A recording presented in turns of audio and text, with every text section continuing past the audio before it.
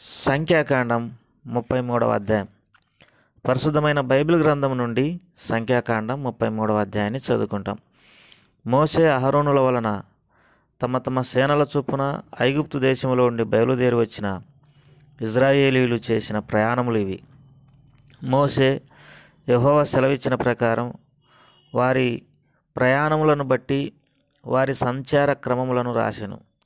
వారి సంచార క్రమముల ప్రకారం వారి ప్రయాణములు ఇవి. మొదటి నెల 15వ దినమున వారు రామశేషుల నుండి ప్రయాణమై పస్కా పండుగకు మరునాడు వారి మధ్యన యెహోవా హతం చేసిన తొలిచూలులనందరినీ ఐగుప్తీయులు పాతిపెట్టుచుండగా ఇజ్రాయేలీలు ఐగుప్తీయులందరి కన్నుల ఎదుట విజయోత్సాహంతో బయలుదేరి వచ్చిరి. అప్పుడు ఐగుప్తీయుల దేవతలకు యెహోవా తీర్పు తీర్చెను. ఇజ్రాయేలీలు రామశేషుల నుండి బయలుదేరి సుక్కోతులో దిగిరి. సుక్కోతులో నుండి బయలుదేరి అరణ్యపు కడనున్న ఏతాములో దిగిరి. ఏతాము నుండి బయలుదేరి బయల్చెఫోను ఎదుటనున్న పీహహీరోతు తట్టు తిరిగి మిగ్దోలు ఎదుట దిగిరి. పీహహీరోతులో నుండి బయలుదేరి సముద్ర మధ్యం నుండి అరణ్యంలోనికి చేరి ఏతాము అరణ్యమందు 3 దినముల ప్రయాణం చేసి మారాలో దిగిరి. మారాలో నుండి బయలుదేరి ఏలీముకు వచ్చిరి. ఏలీములో 12 నీటి బుగ్గలను 70 ఈత చెట్లను ఉండెను. అక్కడ దిగిరి. ఏలీము నుండి వారు బయలుదేరి ఎర్ర సముద్రం నొద్ద దిగిరి. ఎర్ర సముద్రం నొద్ద నుండి బయలుదేరి సీరు అరణ్యమందు దిగిరి. సీను అరణ్యములో నుండి బయలుదేరి దోపకాలో దిగిరి. దోపకాలో నుండి బయలుదేరి ఆలూసులో దిగిరి. ఆలూసు నుండి బయలుదేరి రెఫిదీములో దిగిరి. అక్కడ జనులు త్రాగుటకు నీళ్లు లేకపోయాను. రెఫిదీములో నుండి బయలుదేరి సీనాయి అరణ్యమందు దిగిరి. సీనాయి అరణ్యం నుండి బయలుదేరి కిబ్రోతు హత్తావాలో దిగిరి. కిబ్రోతు హత్తావాలో నుండి బయలుదేరి హజరేతులో దిగిరి. హజరేతులో నుండి బయలుదేరి రిత్మాలో దిగిరి. రిత్మాలో నుండి బయలుదేరి రిమ్మోను పారేసులో దిగిరి. రిమ్మోను పారేసులో నుండి బయలుదేరి లిబ్నాలో దిగిరి. లిబ్నాలో నుండి బయలుదేరి రీసాలో దిగిరి. రీసాలో నుండి బయలుదేరి కెహేలాతలో దిగిరి. కెహేలాతలో నుండి బయలుదేరి షాపేరు కొండ నొద్ద దిగిరి. షాపేరు కొండ నొద్ద నుండి బయలుదేరి హారాదాలో దిగిరి. హారాదాలో నుండి బయలుదేరి మకేలోతులో దిగిరి. మకేలోతులో నుండి బయలుదేరి తాహాతులో దిగిరి. తాహాతు నుండి బయలుదేరి తారాహులో దిగిరి. తారాహులో నుండి బయలుదేరి మిత్కాలో దిగిరి. మిత్కాలో నుండి బయలుదేరి అస్మోనాలో దిగిరి. అస్మోనాలో నుండి బయలుదేరి మోషేరోతులో దిగిరి. మోషేరోతులో నుండి బయలుదేరి బెనేయాకామాలో దిగిరి. బెనేయాకామాలో నుండి బయలుదేరి హర్ హగ్గిద్గాలో దిగిరి. హర్ హగ్గిద్గాలో నుండి బయలుదేరి యోద్బాలో దిగిరి. ఎబ్రోన్లో నుండి బయలుదేరి ఎసోన్గేబేర్లో దిగిరి. ఎసోన్గేబేర్లో నుండి బయలుదేరి కాదేశు అనబడిన సీరు అరణ్యంలో దిగిరి. కాదేశులో నుండి బయలుదేరి ఏదేం దేశ కడనున్న హోరు కొండ దగ్గర దిగిరి. యెహోవా సెలవిచ్చిన ప్రకారం యాజకుడైన అహరోను హోరు కొండనెక్కి ఇజ్రాయేలీలు ఐగుప్తు దేశం నుండి బయలుదేరి వచ్చిన 40వ సంవత్సరమున 5వ నెల మొదటి దినమున అక్కడ మృతి పొందెను. అహరోను 123 ఏండ్ల ఈడు గలవాడై హోరు కొండ మీద మృతి నొందెను. అప్పుడు దక్షిణ దిక్కున కానాను దేశమందు నివసించిన హారాదు రాజైన కానానీయుడు ఇజ్రాయేలీలు వచ్చిన సంగతి వినెను. వారు హోరు కొండ నుండి బయలుదేరి సన్మానాలో దిగిరి. సన్మానాలో నుండి బయలుదేరి పూనోనులో దిగిరి. పూనోనులో నుండి బయలుదేరి ఓబోతులో దిగిరి. ఓబోతులో నుండి బయలుదేరి మోయాబు పొలిమర యొద్దనున్న ఈయో అబారీములో దిగిరి. ఈయో అబారీము నుండి బయలుదేరి దీబోను గాదులో దిగిరి. దీబోను గాదులో నుండి బయలుదేరి ఆల్మోను దిబ్లాతాయిములో దిగిరి. ఆల్మోను దిబ్లాతాయిములో నుండి బయలుదేరి షెబో ఎదుటి అబారీము కొండలో దిగిరి. అబారీము కొండలో నుండి బయలుదేరి ఎరికో దగ్గర యోర్దానుకు సమీపమైన మోయాబు మైదానంలో దిగిరి.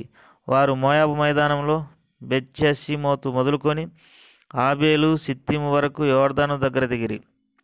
ఎరికో యొద్ద అనగా యోర్దానుకు సమీపమైన మోయాబు మైదానములలో యెహోవా మోషేకి ఇలాగు సెలవిచ్చెను.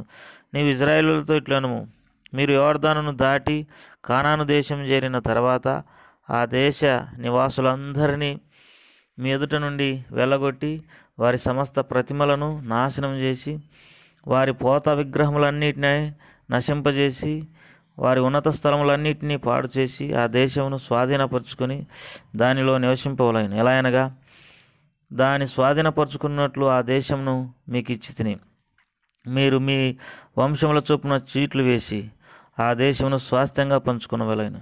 ఎక్కువ మందికి ఎక్కువ స్వాస్థ్యం, తక్కువ మందికి తక్కువ స్వాస్థ్యం ఇవ్వలేను. ఎవరి చీటి ఏ స్థలమున పడునో వానికి ఆ స్థలమే కలుగును. మీ తండ్రుల గోత్రముల చొప్పున మీరు స్వాస్థ్యములు పొందవలెను. అయితే మీరు మీ ఎదుట నుండి ఆ దేశ నివాసులను వెళ్ళగొట్టని ఎడల మీరు వారిలో ఎవరిని ఉండనిచ్చెదరో వారు మీ కనులలో ముండ్లుగాను మీ ప్రక్కలలో శూలములుగాను ఉండి మీరు నివసించు ఆ దేశంలో మిమ్మల్ని బాధ పెట్టెదరు. మరియు నేను వారికి చేయదలిచినట్లు మీకు చేసేదనని వారితో చెప్పుము. ప్రభువారు మన కొరకు ఈ వాక్య భాగాలన్నింటినీ మరి దీవించి ఆశీర్వదించునుగాక.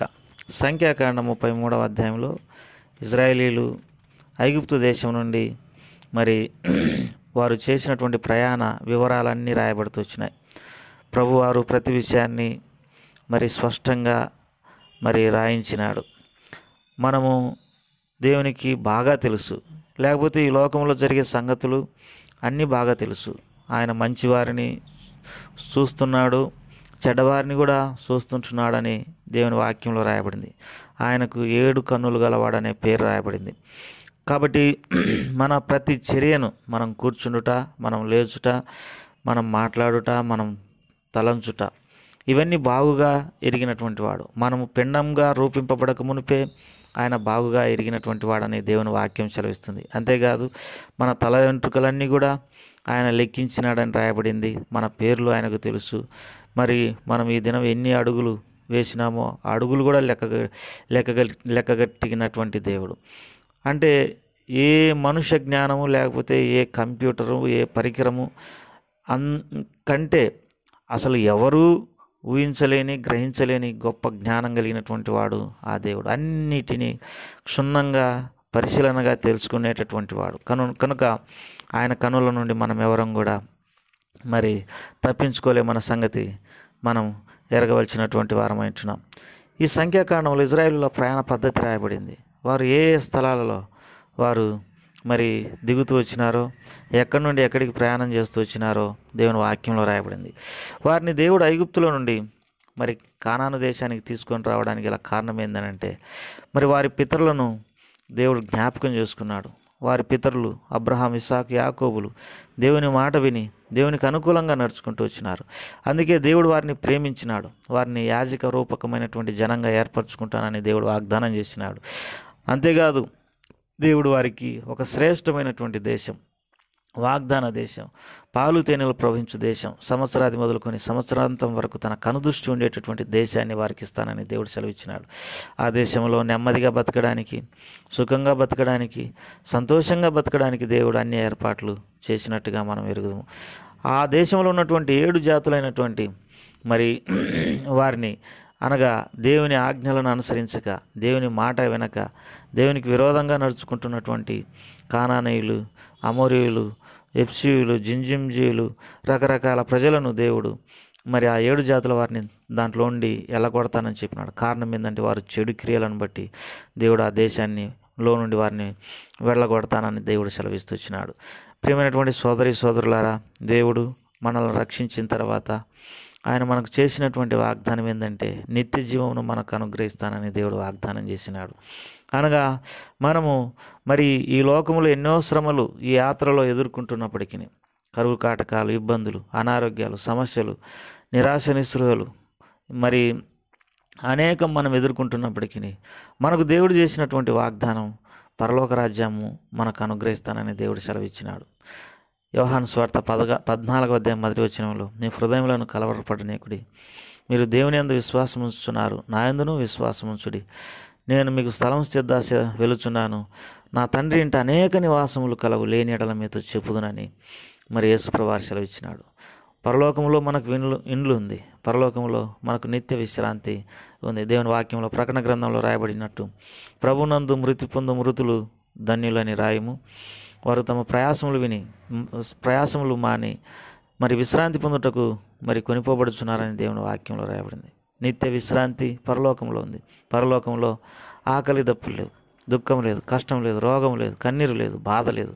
ఆ శ్రేష్టమైనటువంటి రాజ్యానికి దేవుడు భూలోకంలో మనల్ని అనేక రీతులుగా తర్బీదు చేస్తుంటున్నాడు.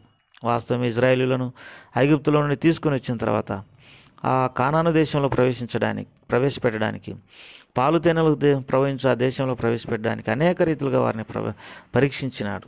ప్రియమైన సోదరులారా, మనం ఎవరం కూడా ఆ నిత్య విశ్రాంతిని పొందుకోకుండా తప్పిపోకుండా మరి జాగ్రత్త పడడానికి ప్రభు మనకు సహాయపడును గాక. ప్రతిదినము ప్రభువారి రక్తంతో మన హృదయాన్ని కడుక్కుంటూ ప్రభు సన్నిధానంలో నడుచుకుంటూ మన పనులు మనము నెమ్మదిగా చేసుకుంటూ ఈ లోకంలో బ్రతకడానికి సంపాదించుకుంటూ దేవుని సేవిస్తూ ముందుకు సాగడానికి ప్రభు కృప చూపించును గాక.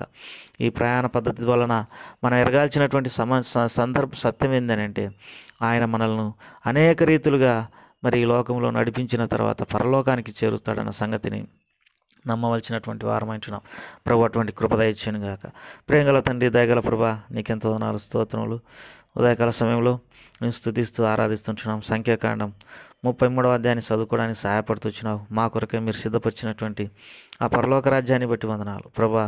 మేము తప్పిపోకుండా పరలోక రాజ్యంలో చేరడానికి, ఆ వాగ్దానాలన్నింటినీ స్వతంత్రించుకోవడానికి, నిత్య విశ్రాంతిలో ప్రవేశించడానికి, నిత్య జీవాన్ని పొందడానికి మేము ఈ లోకంలో మరి నీకు యోగ్యులంగా జీవించడానికి సహాయం చేయండి ప్రభా. అన్ని విషయాలలో మరి నీ స్వాధీనంలో మేము ఉండడానికి కృప చూపించమని వేడుకుంటూ మా ప్రియుల కుటుంబాలను దీవించమని యేసు ప్రభువారి నామం పేరట అడిగి వేడుకుంటున్నాం తండ్రి. ఆమేన్.